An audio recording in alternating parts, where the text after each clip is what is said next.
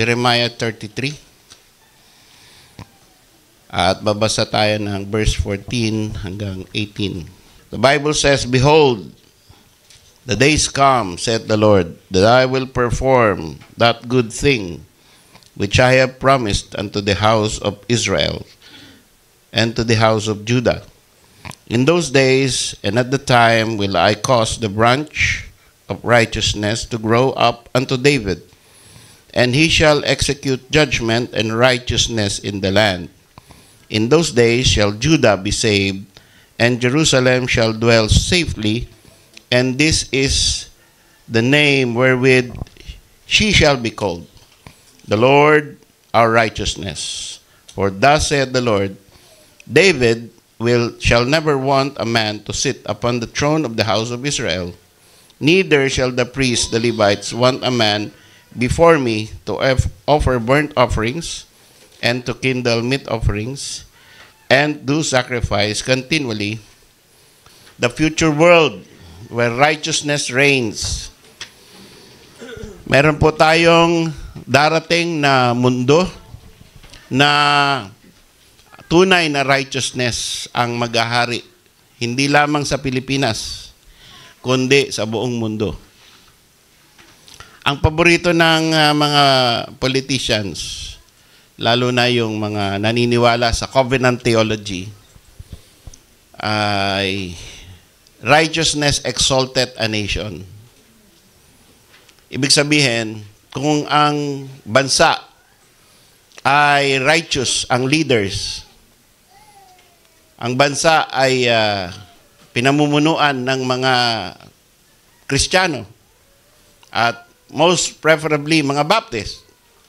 Kung ang presidente ay Baptist, senador ay Baptist, ang congressman ay Baptist, ang mga Supreme Court justices ay mga Baptist, mga Kristiyano, ay di righteous yung Pilipinas. Maganda nga yun. Hindi naman natin sinasabing ayaw natin nun. Pero, totoo kaya na pagkaya ng nangyari, our nation will be exalted, no more corruption, and no more evil in government. Does righteousness exalt a nation today? So, yun ang pinag-uusapan natin today, not in the future. Ito ba applicable sa atin? Righteousness exalted a nation. Alam natin na yan, sinabi sa bansang Israel. At kahit ngayon, ang bansang Israel ay alam natin, hindi righteous nation. Bakit? They are blinded. And when they hear the word Jesus Christ as the Messiah, they spit. When they hear our gospel, they say we are deceived. Tayo ay tayo mga hentil at tayo ay hindi kasama sa kaligtasan na pinlano ng Diyos ni Abraham, ni Isaac at ni Jacob. Maliban sa tayo ay ma-circumcise. Pati yung mga Kristiyano na naniwala na kay Kristo, ay ini-impose pa rin nila yung circumcision. Ang tawag po sa kanila ay Judaizers.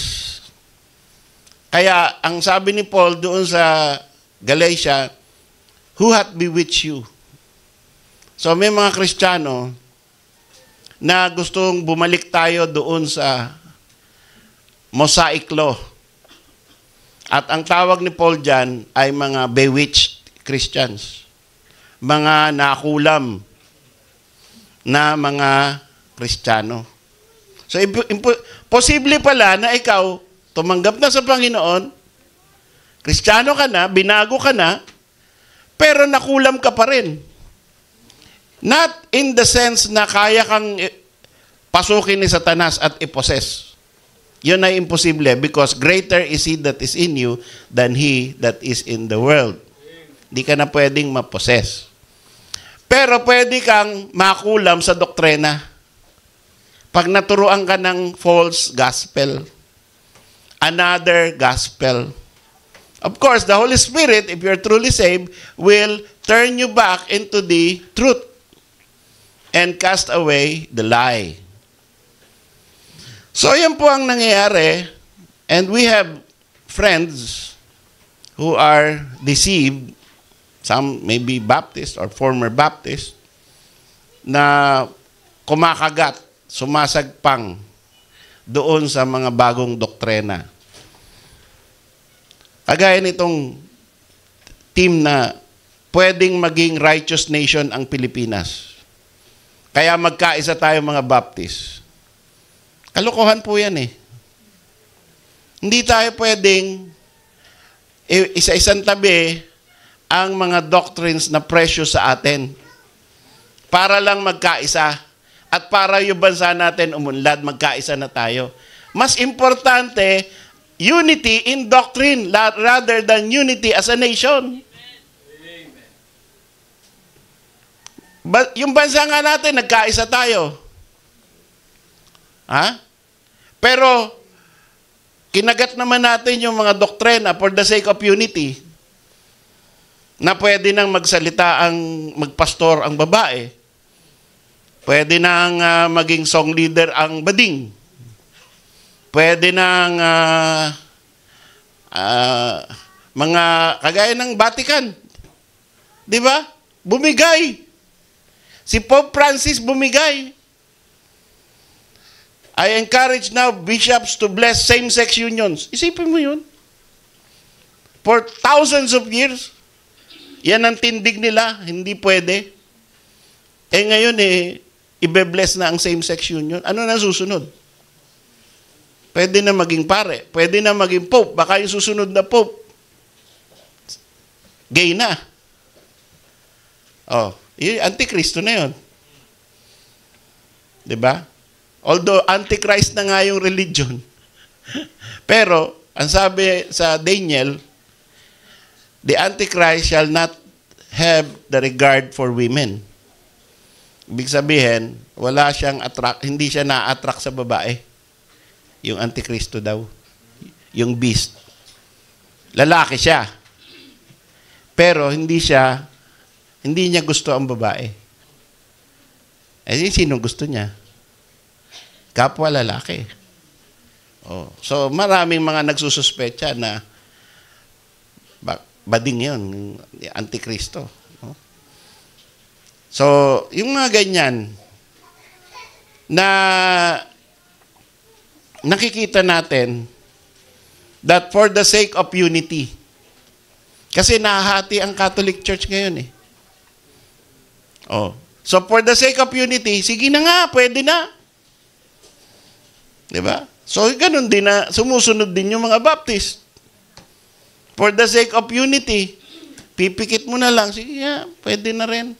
Yang mga issue ninyo, okay. Hindi na, very strict. Tapos, biglang, luluwag ka ng konti para magkaisa lang. Para sa bansa. Diba? Ang mas importante, mga kapatid, ay ang doctrine of Christ. At ang doctrine of Christ, para ma-discern mo yan, kailangan mo mag-aral ka at maging mapanuri ka. Hindi mo pwedeng yung welcome ka na lang ng, nagkikwento ako doon sa isang pastor Sabi ko, alam niyo ba sa born again system, mga born again system, lalo na nung sa Middle East, punta doon. Tapos, marunong magbigay ng Bible study. Okay? So, kasama niya sa opisina. Bible study tayo. Nagba-Bible study rin kami. Buti na lang naisip mo, sige, Bible study tayo. Tapos, ano palagay mo sa verse na to? John 3:16. Ibig sabihin niya, si Kristo tao lang. Amen! Ikaw naman, kapatid. Si Kristo ay Diyos. Amen! Lahat amen! Lahat tama! Para may unity. Para yung grupo hindi masira. Puro opinion. Puro totoo. Ang importante, magsama-sama tayo, nagba-Bible study. Kahit naglolokohan lang tayo.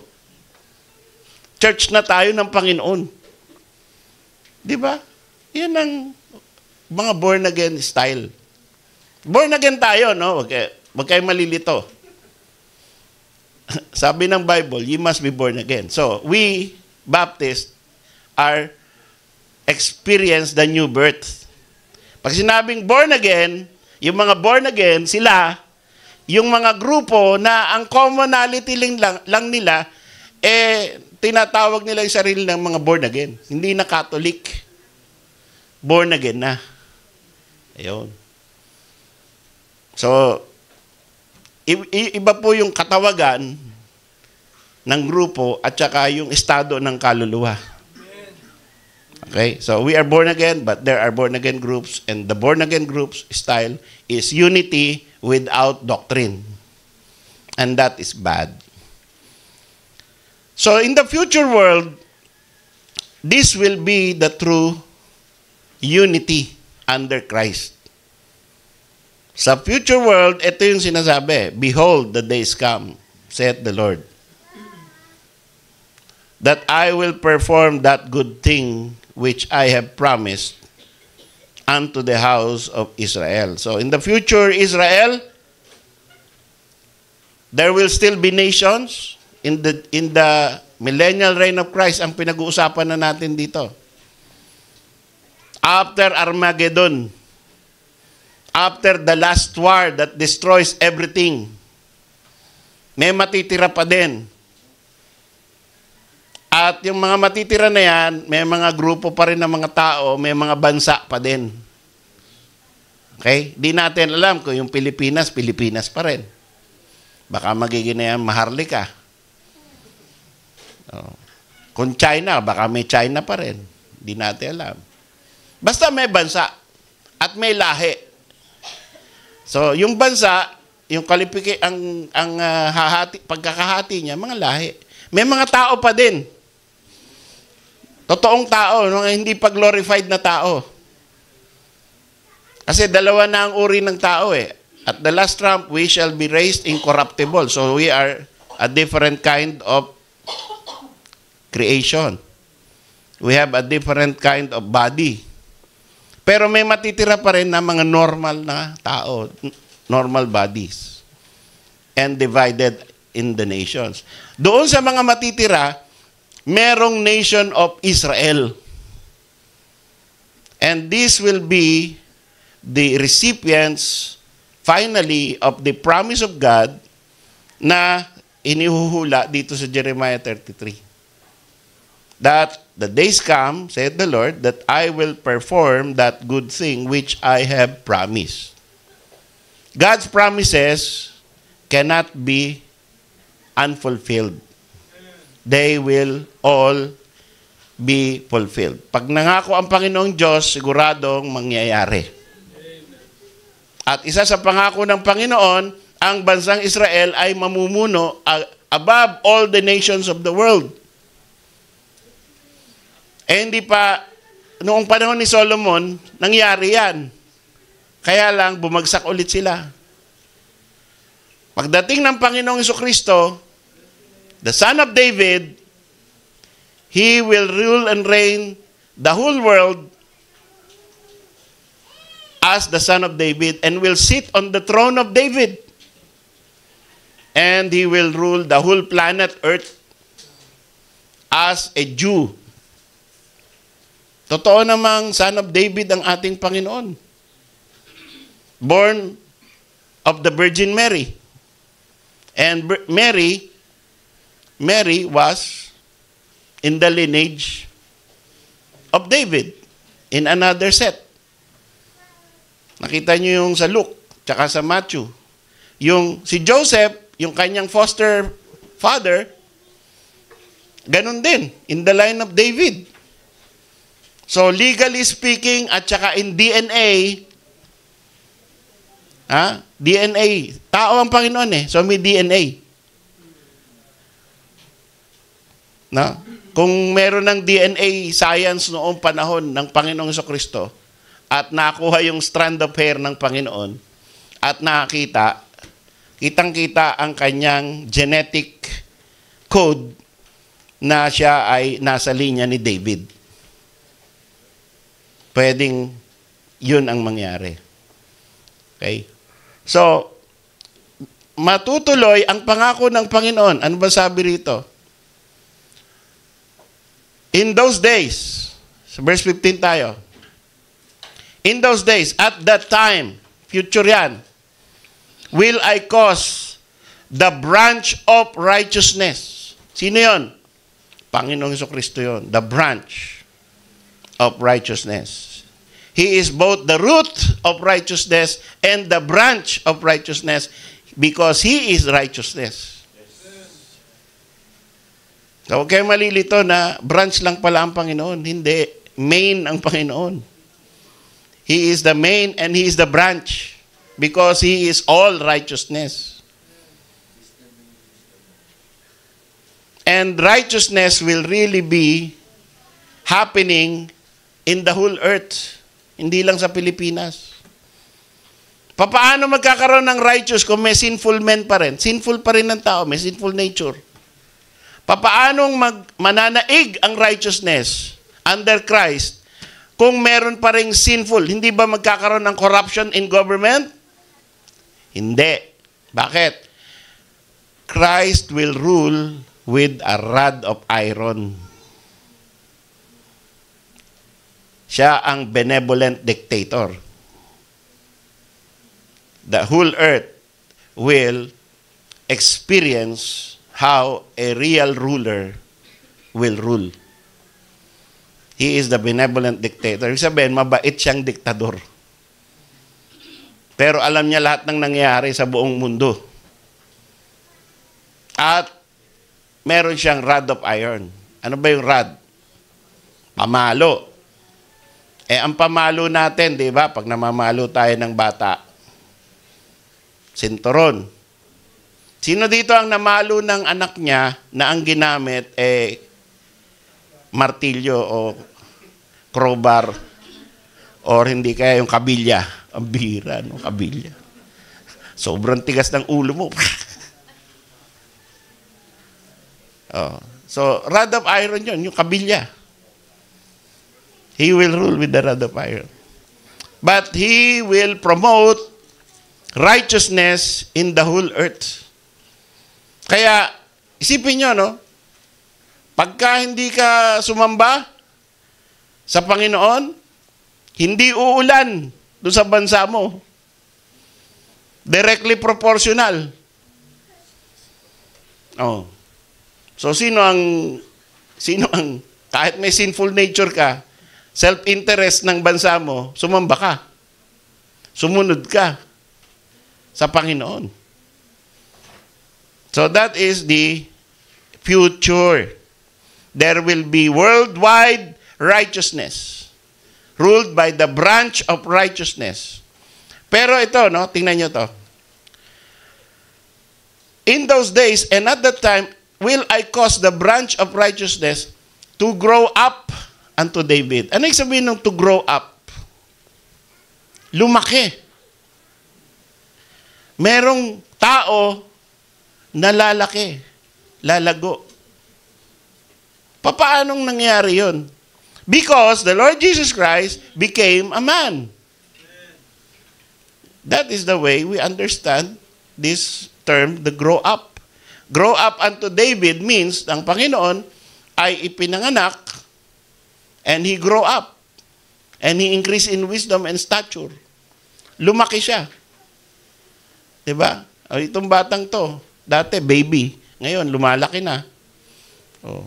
Sa susunod, mag-special number na yan. Pati si Baba, mag-special number na yan. Pag naging baptist na yan, no? Mag-ano na yan. Mag-MC na rin dito yan. Tapos kakabahan din yan. So, yan lumalaki. Panginoon, lumaki. Galing sa pagka-baby. He grew up. And this is the meaning na ang branch of righteousness who will rule and reign the world for 1,000 years is a human being named Jesus Christ. And he is of the seed of David. Galing siya kay David. He is the son of David. Totoong tao siya. Pero ang kaibahan niya, siya ay Diyos na nagkatawang tao. So, importante po ito sa doktrina natin, mga kapatid. Alam niyo ba na may mga Bible na ginawa ng Unitarians, yung RSV, Revised Standard Version. Ang mga hindi mananampalataya, yung mga hindi sumasampalataya sa pagka-Diyos ni Kristo, gumawa din ng Bible nila. Tapos pinapass on nila as Evangelical Bible, Protestant Bible. Tandaan niyo yan, RSV, Revised Standard Version. The Antichrist Bible. Baka meron kayo niyan sa bahay nyo. Pagkaya ng Bible nyo, ang daling patunayan na si Kristo hindi Diyos. Dahil binago-bago nila yung mga verses and translation, ginawang English. Iniiwasan nila yung mga deity of Christ doctrine. But these are doctorates. These are college professors. These are knowledgeable in the languages Greek and Hebrew. But they twist the Bible. You see? Kaya mag-iingat. Meron tayo ditong mga... Kaya tayo, safe tayo sa King James. No? Kung may nakita kayong iba, pwede nyo rin basahin. Pero, alam nyo na may mga problema ang mga translation. Diba? At yan ay minamanipulate ng mga scholars na hindi sumasampalataya sa Panginoon bilang Diyos na nagkatawang tao. If any man believe not that Jesus is come in the flesh, he is Antichrist. Sino man ang hindi naniniwala sa first John yan, na ang Panginoong Jesucristo ay naging tao. Meron bang tao na naging tao? Diyos lang ang pwedeng maging tao. Diba? Kung tao na talaga ang Panginoon, hindi. Pero sabi ng Bible, sino man ang hindi maniwala na ang si Kristo ay hindi naging tao, ay Antikristo. So yung mga iglesia ni Kristo, Antikristo. Yung mga Muslim, Antikristo. Dahil hindi sila naniwala na si Kristo ay naging tao. Naniniwala sila na siya ay propeta lamang na talagang tao lang. Antikristo yan. No. So, in the future, the branch of righteousness, namely the Lord Jesus Christ, who grew up unto David, he shall execute judgment and righteousness in the land. In Israel, in the Philippines, in China, in the whole world. He will rule the world in the land. Yun na yung totoong righteousness, which will exalt every nation on earth. So naniniwala tayo sa verse na righteousness exalted a nation, but not now. Because as long as ang tao ay mayroong corrupt human nature, kahit Baptist pastor pa yan, kahit ako pa mismo ang maging congressman or presidente, hindi ko may iwasan ng corruption. No? Ganyan po, nasa human nature tayo eh. Kahit anong gawin mo, ay magkakaroon ka ng decision na may corruption. Maaaring mild lang. No? Pero baka ang mangyayari, dahil kakaiwas mo ng corruption, magre-resign ka na lang. Di ba? Hindi mo maiwasan eh. Biglang may magde-deposit ng 100 million sa bangko mo. Hindi mo alam, hindi mo kilala kung sino. Oh. Tapos, pag umpisa mong ginastos yun, corrupt ka na. Di ba? Pag tinanggap mo yan, hindi mo in-expose, corrupt ka na. Kahit hindi mo alam kung sino at para kanino at bakit, ano ang interest niya. Biglang nagkapera ka, hindi mo alam kung saan galing. Ginastos mo. Oh, ginagastos mo isang bagay na hindi mo kinita o hindi mo deserve. Hindi mo alam ang purpose. Corruption yun. Kaya ingat kayo sa mga nagde-deposit sa inyo, Brad. Baka may biglang mag-deposit sa iyo. Ha? Sasabihin mo, "Hoy, sino nag-deposit?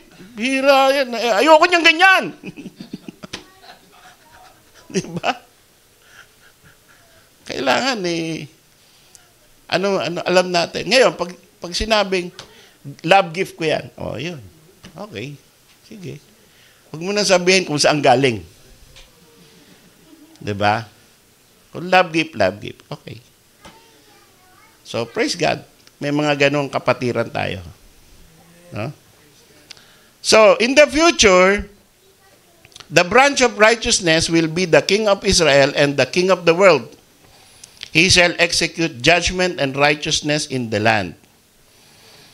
He is the Messiah who is now sitting at the right hand of God, the Father, ruling, and who will come again to rule and reign for 1,000 literal years. Naniwala po tayo sa literal 1,000-year reign of Christ.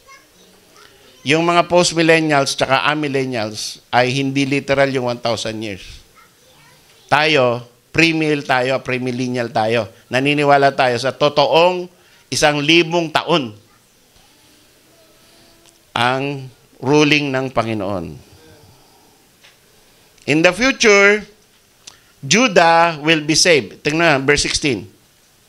In those days shall Judah be saved, and Jerusalem shall dwell safely. So, ngayon, wala yan.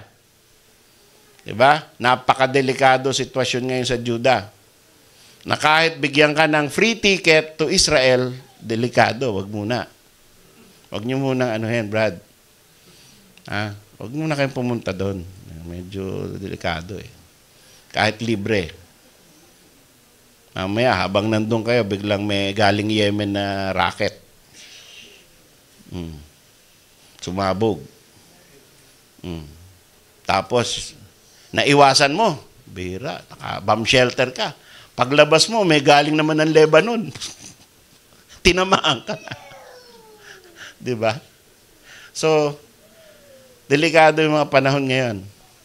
Pero, in those days, Judah, those days, when Christ is already the ruler of the world, control niya lahat ng missiles.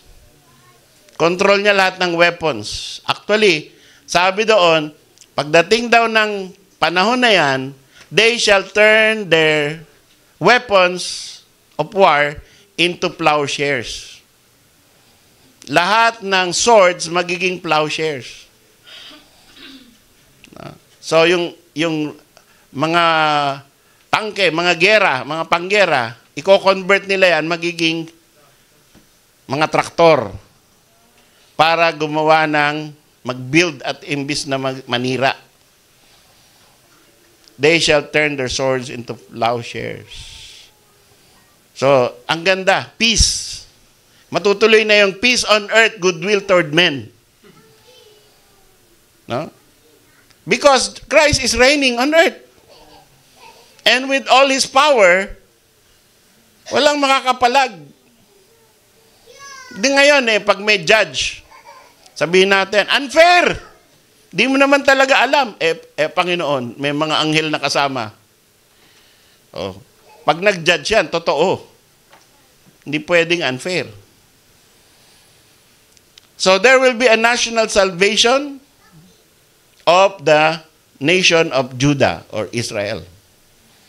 Now, iba po yung national salvation sa personal salvation. Kasi although Judah and Israel will be saved, in the end, pagkatas ng 1,000 years, they will be deceived by the devil. So, hindi permanent salvation yon. That is national salvation. Ang ating salvation, mga kapatid, yung kaligtasan mo, kung ikaw ay na kay Kristo na ngayon, permanent, eternal salvation. Amen. Hindi mo wala yan. Wala nang bawian ang kaligtasan mo. Amen. Kung ligtas ka dahil kay Kristo Jesus, dahil sa ginawa niya sa krus. Pero iba yung national salvation. So pag sinabing Judah shall be saved, that is national salvation. And ano pa?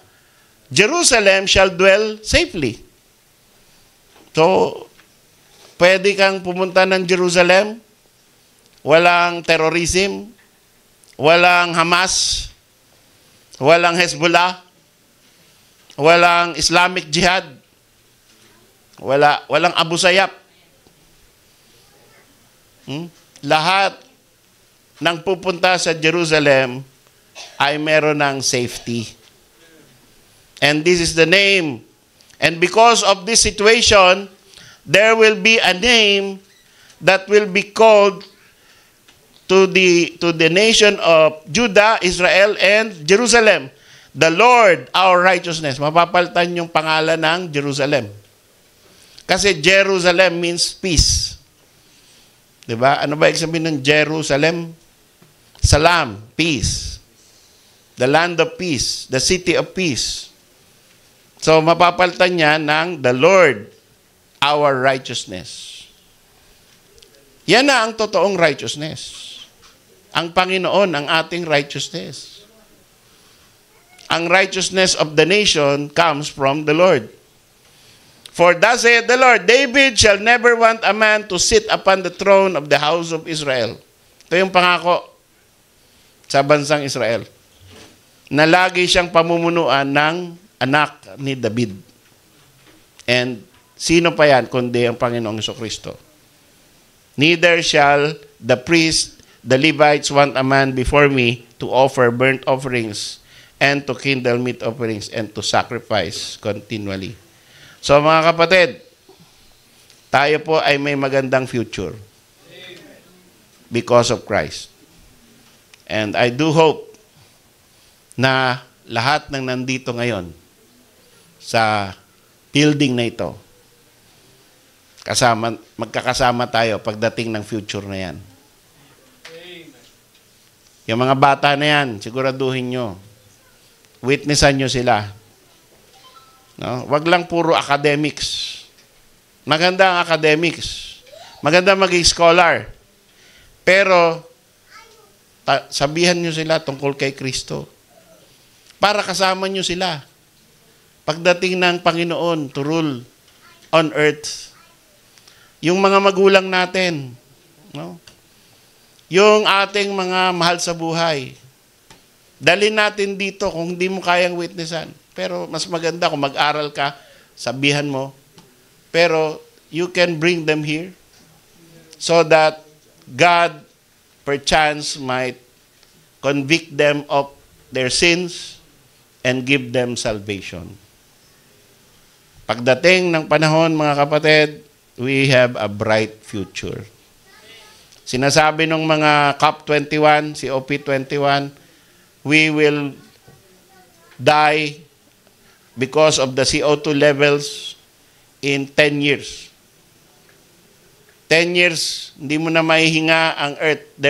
Yung dagat, andito na. Wala nang City of Manila. Pumasok na yung Manila Bay. Kasi nag-melt yung ice caps. Ang global warming ay papatayin ang population ng mundo. Invento sila ng invento niyan. Ang sabi ng Bible ko, there is a bright future for humanity. Kaya hindi ako, well, of course, we will not destroy the earth. We will help the earth and those who We will use the earth's resources in a responsible way. We will plant trees.